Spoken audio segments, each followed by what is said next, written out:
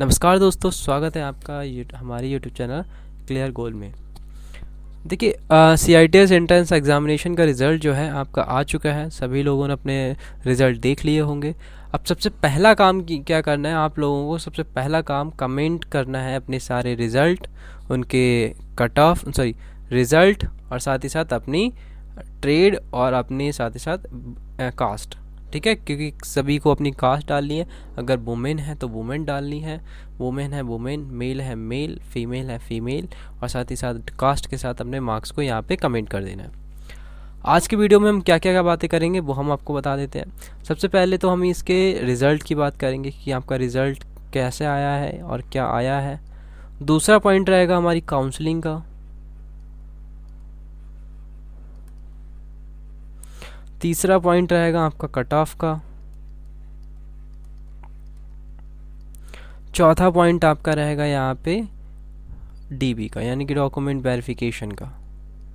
ठीक है, 4 पॉइंट हम इसमें कवर करने वाले हैं। आसान से छोटे छोटे वीडियोस में आपको सारी चीज़ें मिल जाएंगी। जैसे तो रिज़ल्ट की सबसे पहले बात चर्चा कर लेते हैं। तो रिज़ल्ट पे क्या चर्चा करनी है मुझे, तो जो भी आपका रिज़ल्ट आया है उसको आपको कमेंट तो करना ही, ताकि मैं यहाँ पे आपको एनालाइज कर सकूँ कि आपका किस टाइप की कट ऑफ रहेगी।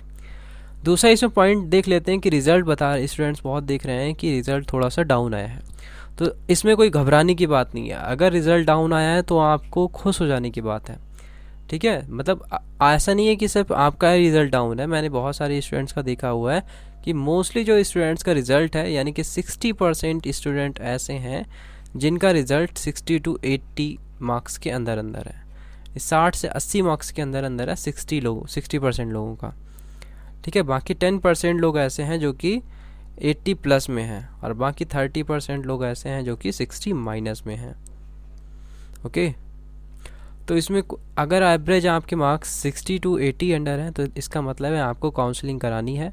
आपको इसमें कंफर्म आपको एक कोई NSTI आपको ज़रूर मिल जाएगा। ओके, ये रही रिज़ल्ट की बात। यानी कि रिज़ल्ट जो भी है आपका अगर देखिए रिज़ल्ट अगर आपका डाउन हुआ है, इसका मतलब रिज़ल्ट आपका डाउन नहीं हुआ, पूरा रिज़ल्ट डाउन हुआ है। इसका मतलब है कि कट ऑफ भी कम रहेगी, क्योंकि कट ऑफ किस पे डिपेंड करती है, रिज़ल्ट पे डिपेंड करती है। और जितने भी स्टूडेंट्स यहाँ पे मैं देख रहा हूँ सबकी कट ऑफ जो है यहाँ पे, मतलब रिज़ल्ट जो है डाउन हो रहा है। तो डाउन हो रहा है तो ऑब्वियस सी बात है कट ऑफ भी आपकी डाउन हो जाएगी। ओके, तो इसमें कोई घबराने की बात नहीं है, कोई डरने की बात नहीं है। अब देखिए, लास्ट ईयर जो लोगों की कट ऑफ गई थी, तो मेनली मैंने एडमिशन कराए थे तो उसमें 45 मार्क्स की गर्ल्स, यानी कि 45 के जो गर्ल्स थी उनका भी एडमिशन हो गया था चेन्नई के टाइप में। यानी कि चेन्नई में हो गया था।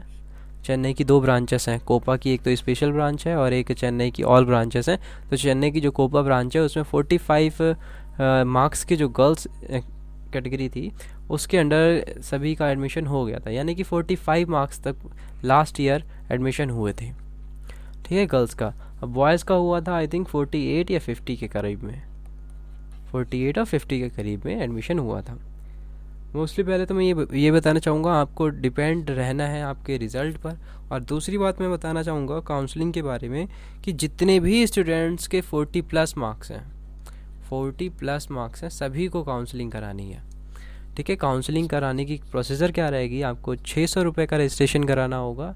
अराउंड ऐसे 600 रुपये के करीब होता है, मुझे इतना कंफर्म नहीं है, लेकिन हाँ 600 रुपये के करीब होता है। वो 600 रुपये का आप काउंसलिंग कराएंगे। और पक्का आपको इसमें काउंसलिंग की प्रोसीजर देखें तो करीब 3 काउंसलिंग होती हैं। First counselling, second counselling and third counselling, 3 counselling होती हैं। तो अगर आपको फर्स्ट में नहीं मिलता है सेकंड में चूज़ कीजिएगा, सेकंड में नहीं मिलता है थर्ड में चूज़ कीजिएगा, एंड फाइनली आपको एक मिलती है स्पोर्ट काउंसलिंग। इसके बारे में जब आपकी डेट आ जाएंगी तब मैं आपको बताऊंगा। बहुत सारे स्टूडेंट्स ये पूछ रहे होंगे कि काउंसलिंग कब से होगी। 1 मिनट रुक जाइएगा, मैं आपको सारी चीज़ डिटेल में बता दूंगा। अभी आपके डाउट ही क्लियर करने आया हूँ, और कोई अगर डाउट बच जाता है तो कमेंट आप हमसे कर सकते हैं, ताकि यहाँ से सारे कमेंट यानी कि सारे डाउट आपके ज़रूर क्लियर हों। देखिए, फर्स्ट काउंसलिंग की जो कट ऑफ अगर मैं दूँ, काउंसलिंग और कट ऑफ दोनों साथ में बता रहा हूँ। ठीक है, तो कानपुर की जो कट ऑफ रहती है मोस्टली वो आपकी लगभग रहती है 75 प्लस। यानी जो भी स्टूडेंट्स 75 प्लस के हैं, कोपा के बता रहा हूँ, ये सारी ब्रांचेस का नहीं बता रहा हूँ मैं, ये कोपा ब्रांच का बता रहा हूँ, यानी कि कंप्यूटर सॉफ्टवेयर एप्लीकेशन। इनका बता रहा हूँ CSA, तो इसमें 75 प्लस जिसमें भी है उनको फर्स्ट काउंसलिंग में आराम से यहाँ पे एडमिशन मिल सकता है। ठीक है, मिल जाता ही है, मिल सकता नहीं, मिल जाता है। सेकेंड काउंसलिंग जो रहेगी, क्योंकि इस बार का मार्क्स देख के बता रहा हूँ, सेकेंड काउंसलिंग आप मान लीजिए इस ये रहती है लगभग 65 से, यानी कि आप मान लीजिए 70 to 75 भी आप कह सकते हैं इसको, 70 to 75। और इस बार अगर जैसे जैसे आपके मार्क्स डाउन हुए हैं या रिज़ल्ट डाउन हुआ है तो ये कट ऑफ भी डाउन हो जाएगी। ठीक है, टू ऐसे मान लीजिए 3 to 5 नंबर, यानी कि 70 से 75 ऊपर कर लीजिए और नीचे 65 से 70 कर लीजिए। थर्ड काउंसलिंग की जो होती है, थर्ड काउंसलिंग में आपके लगभग 60 से 70 के बीच रहेगी। तो बहुत सारे स्टूडेंट सोचेंगे फिर तो मेरा होगा ही नहीं, वेट कर लीजिए। मैंने बोला क्या होता है फिर, एक स्पोर्ट काउंसलिंग होती है। स्पोर्ट काउंसलिंग में क्या है, जो भी स्टूडेंट्स यहाँ पे एडमिशन लिए हैं, ऐसा नहीं है, देखिए मान लीजिए कोपा के जो ब्रांच के स्टूडेंट्स हैं वो कितने होंगे, मोस्टली मैं मान लूँ अगर 10,000 स्टूडेंट्स ने भी फॉर्म भरा होगा, तो 10,000 स्टूडेंट्स ने कोपा में फॉर्म भरा होगा, उस 10,000 में से कितने लोगों ने टेस्ट दिया होगा, मैं 8,000 मान के चल रहा हूँ। और टोटल कई सारी NSTI हैं, लगभग 11 NSTI हैं पूरे ऑल ओवर इंडिया में। उन सभी में कहीं ना कहीं आपको एडमिशन ज़रूर मिलेगा। ठीक है, 45 लास्ट ईयर हुआ था, 50 के करीब में भी हुआ था, तो आपको एडमिशन की टेंशन अभी नहीं लेनी है। जैसे जैसे आपका होगा सारे एडमिशन आपके होंगे, इसमें आपको कोई भी टेंशन लेने की ज़रूरत नहीं है। बाद में स्पोर्ट काउंसलिंग में क्या होता है, इसमें आपका जितने भी रिमेनिंग सीटें होंगी सब लोग अपनी वेबसाइट पे डाल देते हैं, यानी कि इसी आपको जो NSTI की वेबसाइट नज़र आ रही है, इसी वेबसाइट पे आपको सारी चीज़ें मिल जाती हैं कि किस NSTI में, किस ITOT में कितनी सीटें बची हुई हैं। ओके, फिर उसी में आप क्या कर सकते हैं, डायरेक्ट स्पोर्ट काउंसलिंग, मतलब वहाँ जाकर आप स्पोर्ट काउंसलिंग करा सकते हैं, मतलब डायरेक्ट एडमिशन ले सकते हैं। तो आपको टेंशन लेने की ज़रूरत नहीं है, कहीं ना कहीं आपको एडमिशन ज़रूर मिलेगा। ओके, कट ऑफ मैंने ऐसे बता दी, एक्सपेक्टेड कट ऑफ है ये, फिर भी आप अपने मार्क्स यहाँ पे कमेंट करेंगे ताकि मैं एक रियल कट ऑफ के अराउंड पहुँच जाऊँ। थर्ड काउंसलिंग भी हो गई, अब आता है आपका DB।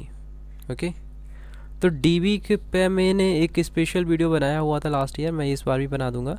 तो DB में मेनली मैं आपके जो मेन डॉक्यूमेंट बताऊं तो उसमें सबसे पहले आपका आएगा हाई स्कूल, सेकंड आएगा इफ़ आपके पास ITI तो ITI किया है, डिप्लोमा किया है या आपने डिग्री होल्डर है, तो जो भी आपके पास है ITI, डिप्लोमा या डिग्री, तो वो आपको परचेस मतलब लेके जानी होगी। दूसरा पॉइंट है आपका caste certificate and domicile certificate, यानी कि आपका निवास प्रमाण पत्र, जाति प्रमाण पत्र। ठीक है, यहाँ पे इनकम से कोई रिलेशन नहीं है, और साथ ही साथ इसमें कोई TC वगैरह नहीं लिखते। बहुत स्टूडेंट्स पूछ रहे थे कि ट्रांसफ़र सर्टिफिकेट लगता है, नहीं, क्योंकि ये एक डिप्लोमा है, ये आपका एक टीचिंग डिप्लोमा है, और डिप्लोमा कोई भी हो आपका कोई भी TC नहीं लगता है। ओके, TC जब लगता है जब आपकी कोई डिग्री आपको मिल रही होती है, जब कोई डिग्री आपको कराई जाती है तब TC की रिक्वायरमेंट होती है, वैसे कोई भी TC की रिक्वायरमेंट यहाँ पे आपको नहीं होती है। ठीक है, तो आपकी हाई स्कूल, ITI हो या डिप्लोमा है या आपकी डिग्री है। फिर उसके बाद आपको यहाँ पे चाहिए होता है जाति, निवास यानी कि कास्ट, डोमिसाइल, एंड उसके बाद आपको चाहिए होता है आधार।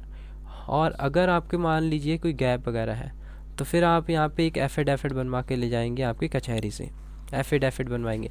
मान लीजिए कोई गैप है, गैप के होने का मतलब जैसे आपने ITI किया हुआ है मान लीजिए 2019 में किया हुआ है, और अब आपने डाला हुआ था फॉर्म, ठीक है, तो 2021 में डाला हुआ है, तो 2022 में आपका कंप्लीट होगा।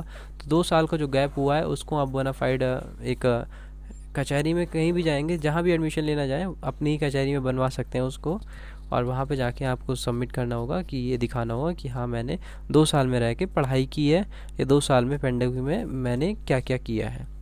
कुछ नहीं, आपको ये दिखाना, उसमें लिखवाना होता है कि मैंने घर पे 2 साल या 1 साल घर पर रह के पढ़ाई की है, यानी कि तैयारी की है, इसके अलावा कुछ नहीं किया। ठीक है, ये सब आपको घर पे दिखाना, मतलब उस एफिडेविट में दिखाना होता है। तो मेनली यहाँ पे जो रिज़ल्ट के अकॉर्डिंग है, काउंसलिंग है, कट ऑफ है और DB है, इनके आपके रिगार्डिंग जितने भी प्रॉब्लम्स होंगी आई थिंक सॉल्व हुए होंगे। मेन आता है काउंसलिंग की डेट क्या होगी। तो डेट के बारे में यहाँ पे बताऊँ तो डेट अभी आपकी फ़िक्स क्यों नहीं की गई है, क्योंकि आगे आपके करीब 4 से 5 आपकी हॉलीडेज़ होने वाली हैं।